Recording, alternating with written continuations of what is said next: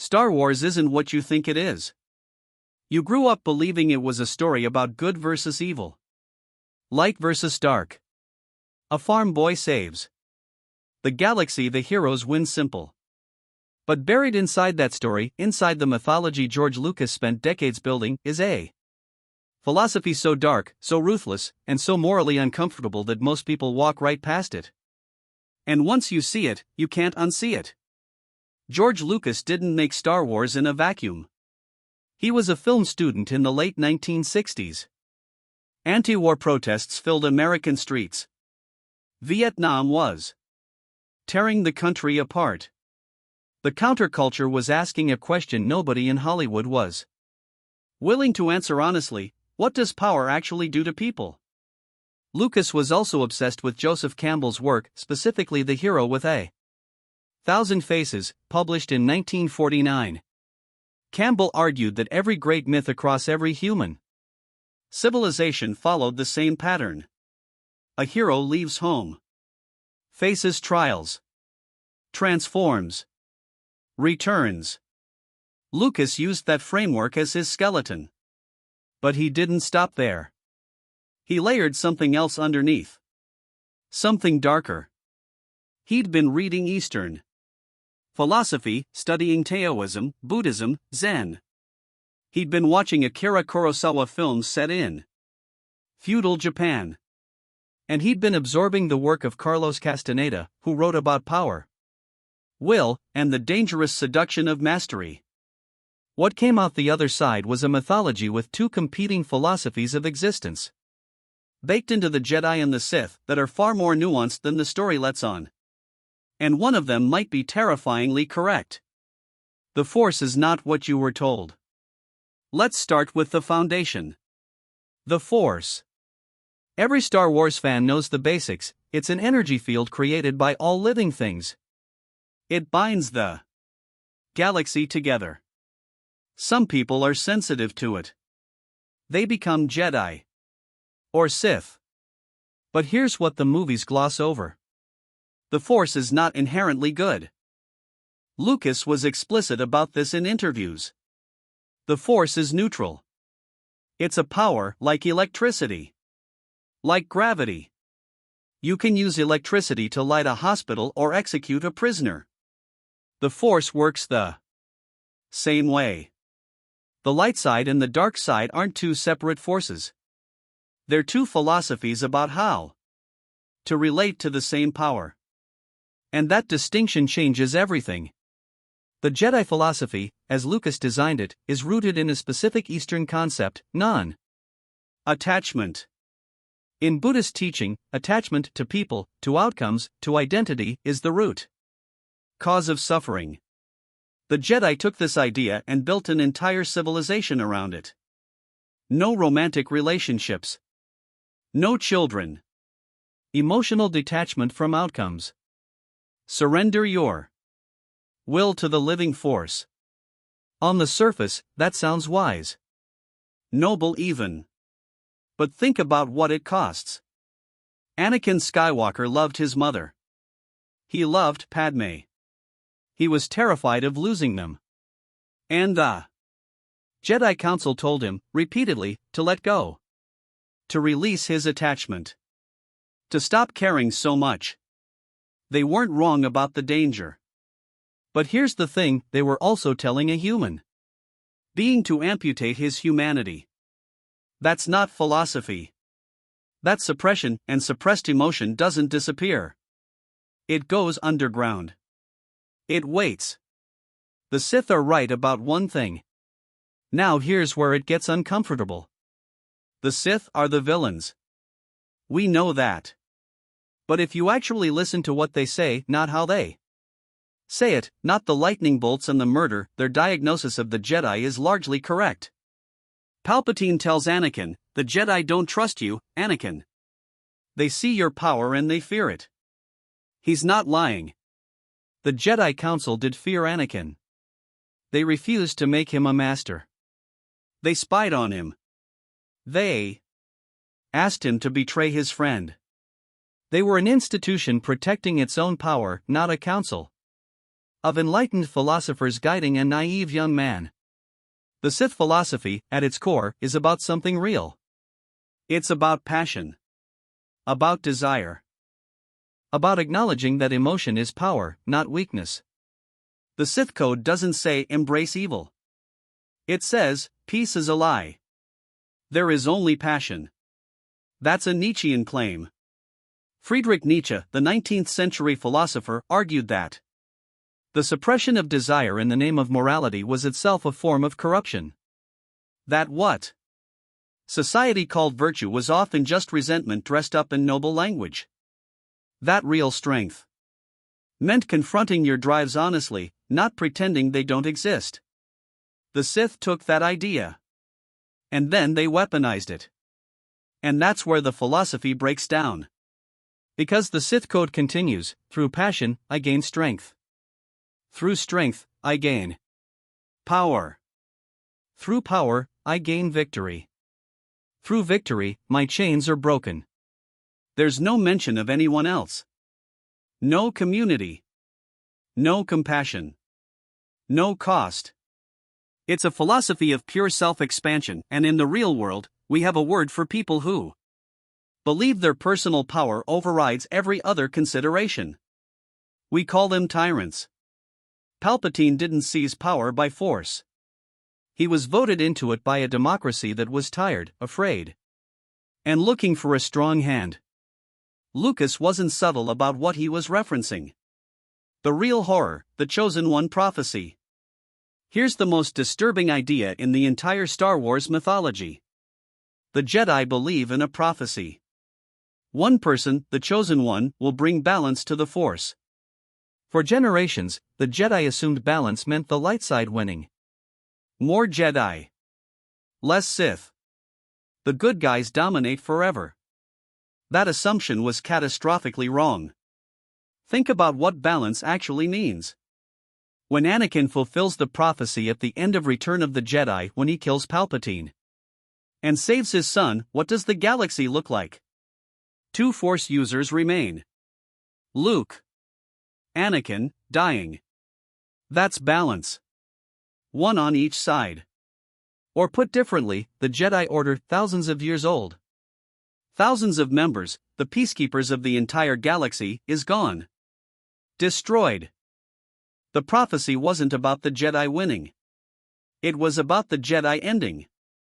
And the Force, neutral, indifferent, ancient, got exactly what it wanted. Lucas confirmed this in a 2005 interview. He said the prophecy was always about Anakin destroying both the Sith and the Jedi in their existing forms. Not the triumph of one side. The elimination of both extremes. Now ask yourself, what does that mean philosophically? It means the Force doesn't care about your institution. It doesn't care about your traditions, your hierarchy, your thousands of years of accumulated wisdom. Both the Jedi, with their cold detachment, and the Sith, with their violent self-worship, were distortions. Extremes. And the universe corrected itself. That's not a comforting idea. That's a terrifying one. Because it implies that any organization, any movement, any civilization that becomes too rigid, too convinced of its own righteousness, will eventually produce the very thing that destroys it. The Jedi created Darth Vader. Their rules. Their suppression. Their institutional arrogance. They took the most powerful Force sensitive being ever born and handed him exactly the conditions needed to turn him into a weapon. Look at the scene in Revenge of the Sith where Mace Windu attacks a helpless Palpatine. Palpatine is beaten. Defenseless. Mace Windu is about to execute him. And the Jedi Master doesn't hesitate. He's not acting out of duty. He's acting out of fear and urgency, the very emotional states the Jedi Code prohibits. And Anakin, who sees this, who watches a Jedi commit what looks like cold-blooded murder, breaks. The Jedi lost Anakin in that moment. Not because Palpatine was so persuasive, but because the Jedi showed him they weren't who they claimed to be. Here's the highest stakes idea in all of Star Wars. The one most people miss entirely. The Force wants suffering. Not because it's evil, but because suffering, in the philosophy Lucas built, is the engine of transformation. You cannot become who you need to be without losing what you need to lose. Every major Force-sensitive character in Star Wars is defined by their trauma. Anakin lost his mother. Then his wife. Then his body. Then his identity. He became Vader not because he was weak, but because each loss was used against him by a system that told him grief was a flaw to be corrected. Luke lost his uncle and aunt, his mentor, his hand, his certainty about his father. And in The Last Jedi, in the most philosophically honest film in the franchise, he loses his faith in the Jedi entirely. And that is when he becomes most powerful. Luke doesn't fight in that scene. He doesn't defeat anyone with a lightsaber. He just appears. And by appearing, by sacrificing himself through sheer will and love for his friends, he saves the Resistance. That's not the philosophy of the Jedi Order. They would have told him to let go of his attachment to his friends. That's something else entirely. It's closer to what the Greeks called agape love, not as possession, but as willing sacrifice for others. It's also what the Sith would call weakness. And it destroyed an entire First Order fleet.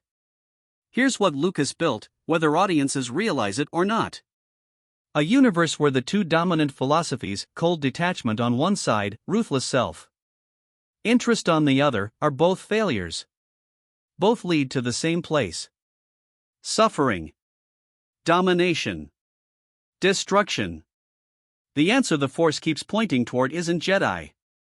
It isn't Sith. It's something the mythology barely has a name for. Anakin shows it when he saves Luke. Not as a Jedi or a Sith, as a father. A human being who chose love over power in the last moment available to him. Luke shows it on Crate. Not through strength or strategy, through sacrifice that costs him everything. Rey shows it in The Rise of Skywalker, however messily, when she heals Kylo Ren instead of killing him. Every time the Force wins in these stories, it's not through doctrine. It's through connection. Through someone refusing to let the philosophy override their basic humanity. That's terrifying for a different reason. Because it means the Force isn't a system you master. It's a mirror. It reflects back whoever you actually are underneath all your training, your ideology, your carefully constructed identity. And most people, most institutions, most civilizations would rather build a better system than ask that question honestly. So what does this all mean? What's Star Wars actually about? Let's close the loop from the beginning. We started with the claim that Star Wars isn't what you think it is. That it's not a simple good versus evil story. Here's what it actually is. It's a 40-year philosophical argument about power, what it does to people, what it demands from them, and what it costs. The Jedi represent one failure mode: institutions that demand emotional suppression in the name of peace. That value stability over truth. That, in the end, protect themselves more than the people they serve. Every major religion, every political party, every corporation eventually becomes this. Lucas knew it. He watched the counterculture of the 1960s become the establishment of the 1980s. He watched rebels become rulers. The Sith represent the other failure mode, the philosophy of pure individual will. The belief that power justifies itself. That passion, untethered from compassion, leads to freedom. We've seen that philosophy too, in history. It has a consistent track record. It ends in chains. Either for the people under the tyrant, or eventually for the tyrant themselves, locked inside the empire they built. And then there's the third option. The one the Force keeps nudging its most sensitive beings toward. Don't attach. Don't detach. Connect. Feel everything, the grief, the love, the fear, and let it flow through you rather than either suppressing it or weaponizing it. Act from love, not from doctrine. Choose the person in front of you over the ideology inside your head. That's not a Jedi teaching. It's not a Sith teaching. It might be the oldest teaching there is. The terrifying part isn't the philosophy of the Sith. It's not the dark side's promise of power. The terrifying part is how reasonable the Jedi sound and how thoroughly they failed the people who needed them most. Because systems that mean well and build elaborate frameworks for doing good and lose sight of the individual human being standing in front of them asking for help. We don't have to look to a galaxy far, far away to find those. We just have to look around. Star Wars spent 50 years hiding in plain sight as a children's space adventure. But George Lucas was a student of mythology, philosophy, and history. He built a story designed to outlast its special effects, a story that works because its questions are real ones. What does power do to good people? What do we lose when we stop feeling? What does it actually mean to be free? If you found yourself sitting with any of those questions, that's the Force working exactly as intended. If you want to go deeper, the video on related video title breaks down how the prequel trilogy was actually a political allegory about the fall of the Roman Republic and why Lucas said he was thinking about George W. Bush while writing Palpatine. Subscribe if you want more ideas like this every week. Not film summaries. Not plot recaps. The actual ideas hiding underneath the stories everyone already knows. There are a lot of them.